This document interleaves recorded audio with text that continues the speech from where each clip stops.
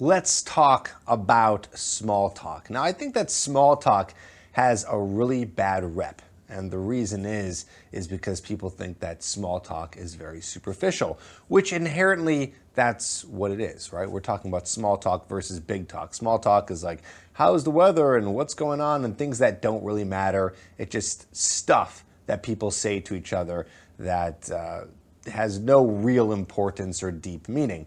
Versus big talk, even though no one really uses that word big talk, but as opposed to small talk, right? Big talk is like deeper talk, getting to know someone on a deeper level, talking about things that maybe are more vulnerable, things like that.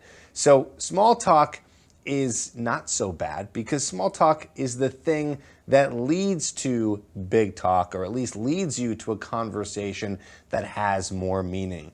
It's a little strange if you're cutting right to deep, intense conversation. Yes, it happens. Some people connect really fast and they get to that point.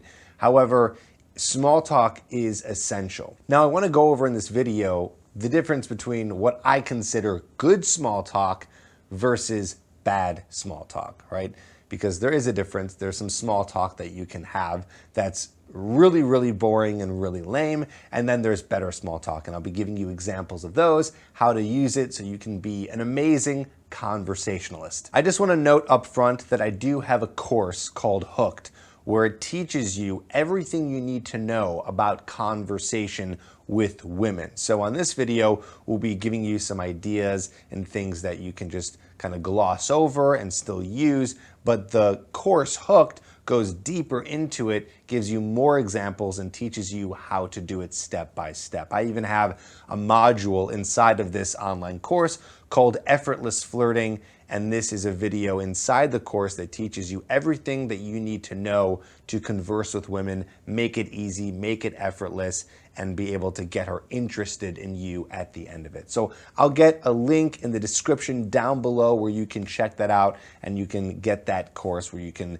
get everything in terms of all the different techniques and the whole system to meet and attract women. But at the very least, you're gonna have this video to sort of brush the surface on what we're talking about when it comes to starting conversations with women. All right, small talk, that is bad. This is what I see guys do all the time. They'll go to a bar and they'll say, you know, hey, what's up? What's going on? You come here often? Where are you from? What do you do for a living? Some guys will ask, how old are you? They'll just get all this kind of like factual information, like this really like they're trying to create some sort of like profile based on who the girl is and collect the information. Obviously, I know that that's not the intention of what guys are doing. It's just that's all they know. They only know those easy questions. And I'll say this, okay? It's better to do an approach and have the worst small talk ever than not do an approach at all. I'm very pro you approaching women, talking to women, getting into conversation and doing this, or, you know, starting conversations online with women when you're doing online dating, all that stuff, very pro. But let's tighten it up, okay? So if you have absolutely nothing to say and that's what you're gonna say, fine, but let's get you better at it. Let's tweak it, right? Let's not use this really poor small talk that you've always been using that leads to very one-word answers. Where are you from? Los Angeles. Cool. Do you come here a lot? Yeah, once in a while. Oh, awesome. What do you do for work? I work in finance. It's just like very boring, very one-word answers. Doesn't allow her to even ask you back. And the worst part about this bad small talk is that it doesn't give her any reason to ask you a question. Just because you go and approach, or just because you talk to someone online, that doesn't mean that they're automatically going to respond to you. It doesn't mean that they're going to be interested in conversation. So what you need to do is be able to somewhat, if you're going to be the one doing the approach, somewhat have something interesting to say, even if it's not the most deep, meaningful thing ever, that can get a conversation flowing. So I want to be very careful here. This video is not going to be teaching you the entire flow of conversation. That's what my program Hooked is for, or other videos on this channel. So we're not going to be going from, okay, this is the opener, to this is the next thing you say, to this is the da-da-da-da.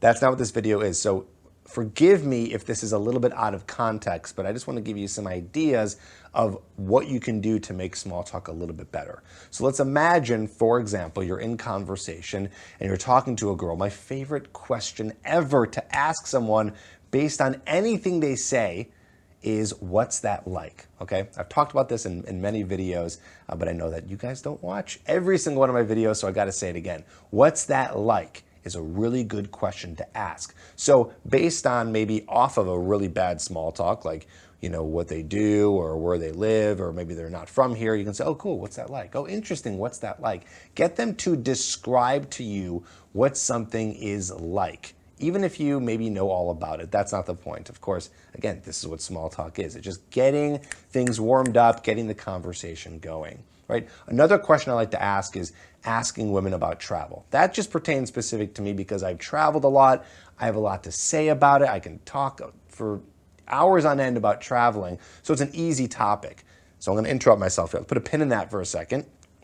What are some topics that are easy for you to talk about? What are some topics that you know a lot about that you can bring up in conversation? Again, that's not too specific. Like if you're a gamer and you know it's very specific, she might not know anything about that, but something a little bit more broad, a little bit more general, like traveling, that you guys can talk about. Okay, so coming back to this idea of traveling, you can bring that up, talk about that, and then eventually she's gonna be like, oh, you know, last year I went to Spain. You can be like, oh, cool, Spain. What's that like? Even if you've never been there before, or maybe even if you have been there before, just asking, oh, what's that like? What's that like? Just being curious, okay? So good small talk is really all about bringing out that curious side. For some people who are really shy, who are very kind of caught up in their own mind, I know this is hard for you. So this is just the beginning. Where could we go out and just practice and just try to draw out our curiosity by asking interesting questions, by being able to talk about things and be curious about things that maybe you don't know about? So that's why I like that question, what's that like? Here's another example. This is a good one. You can say, I'm curious, who do you know here? Again, this is not your opener, and we're not giving the whole structure of conversation, but this is, you know, in the context of you guys just talking. Maybe there's like a small lull in conversation. Say, oh, who do you know here? I'm curious, who do you know here? Or who are you with here? You know, even if like her friends are next to her, you know, right next to her, like it doesn't matter. Just ask anyways. Like, who do you know here? And then she'd be like, oh, you know, I know this person. Say, oh, cool. How did you guys meet?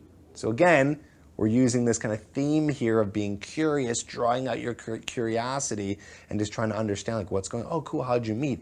And then this is a lot of data now. She's going to tell you a story about how she met them. Do you see how this kind of stuff is different than where do you work, where are you from? You can't get much out of that, right? And of course, conversation is not going to go so smooth where you're always going to get a lot of information like that. But again, that's where you use questions like, what's that like? Or, you know, I'm curious, like, oh, how did you meet them? You know, just kind of diving a little bit deeper into these questions allow for it to expand a little bit more. Here's another one. I like asking for advice. Okay, so you're going to ask them for advice. You're going to ask them anything you want, right? Anything that it's on your mind. Maybe it's something that you're doing. Maybe it's something traveling, like, oh, cool, you've been to Spain. You know, let me get some advice. What's some of the best things to do there, right? So how can you bring in this concept of asking for advice? Here's the thing. I know you're probably looking right now for examples. I don't want to give you these examples. I don't want you to be copy and pasting everything that I'm saying because it's not going to come off natural. So I'm just going to ask you, just as a favor here, just for your benefit, work with me a little bit. What are some things that you can ask advice on that pertain to you? Maybe it's a girl you're dating or you went on a date with. You can ask her a question about that. Say, hey, let me ask you something. Hey, I'm curious about something. What's your opinion on this? Or you can get her opinion. So this is now veering off into a slightly different direction, asking her opinion on something. Say, hey, I'm curious. What's your opinion on anything? Want to bring up politics? Ask about politics. That's kind of polarizing, so that can offer a good information. Restaurants, things to do in the area. Ask her opinion, ask advice, anything that's on your mind. I want you to keep this kind of as a little bit of a tool in the back of your mind here, right? Just like trying to figure out when you could put this in. I guarantee you, if you just keep this on your consciousness, the idea of asking advice, it's huge because this can offer a very extended conversation and getting deeper into things and kind of jumping from small talk to deeper big talk, asking advice on anything that's going on in your life. I know some guys think, well, isn't that very beta, like you're trying to get help from them or you're seeming like you're weak in an area? Not so much. I don't think there's much you can say asking for advice that's really going to be so intense that's going to turn her off from whatever you're asking. The reason is people love giving advice. People love giving their opinion. It's something that people really enjoy to do because they feel like, okay, at this point, they get to share their thoughts, and people love to share their thoughts. So I want to just kind of recap just a little bit here. We're talking about asking what that's like, or asking about their opinion on stuff, asking who they know there, asking these kinds of deeper questions as you guys are talking. Now, I'm going to really tie this all together and make this a lot easier for you. Another concept that I talk about in my Hooked program, and I've also talked about in numerous videos, is the idea of listening to somebody and extracting the words that they're saying so then you can use those words to continue conversation. For example, let's go back to that idea of traveling in Spain, right? You said to a girl, have you traveled anywhere interesting? Do you travel at all? And she's like, oh, I've been to Spain. Spain is now your key word. So now you're using Spain as the word to either ask another question or make a statement, right? So it can be as simple as like, oh, Spain, cool. When did you go there? That's a question. A statement would be, oh, Spain, wow. I've never been. I've always wanted to go. My friend's been there before. He said it was amazing. He went when he was in college. Whatever it is, whatever is true to you. So again, the concept is extracting a word and then bringing it out to ask a question or make a statement. This is the basic foundation of conversation. That's how it works, and that's how people have what is good small talk, just continuing conversation, keeping it light. What's cool here is once you master this, I know I just threw a lot at you, but once you master this, and it takes a lot of practice, going on dates, using it on approaching women when you're out and about. Once you practice all this and it becomes easy for you, might take like a full month of a lot of conversations to get there, then you can start adding in some of the flirting, right? Then you can start adding in some challenges, some teasing, maybe just like minor intentional statements, could be a small compliment, something like that. But we throw all that together and boom, that's how we create attraction. So small talk is really a lot better than you think. It just gets a bad rep because people usually are using small talk in the wrong way. Again, if you want help with that and you want to learn how to kind of pepper in some of that flirtation once you get small talk going, check out the Hooked course. Again, that's at getherhooked.com. Link is in the description below. Check that out so you can be a master at throwing this all together. But practice this, use this. If I were you, I would take just one of these sections, right? Don't use every single thing, like in one conversation that you're having, all these different things I told you. Pick one and then use that the next time you're on a date, or use it the next time you approach a girl. That's how you're gonna learn this stuff better. Just pick one, like maybe asking what's that like, using that question and remembering to use that in the conversations you're having. And once you get good at that, using maybe some curiosity, using some asking her if she knows anyone here, just using a few of these and you'll be good. That's how you learn it. That's how you implement it. Hope that helps. I'll see you on the next video.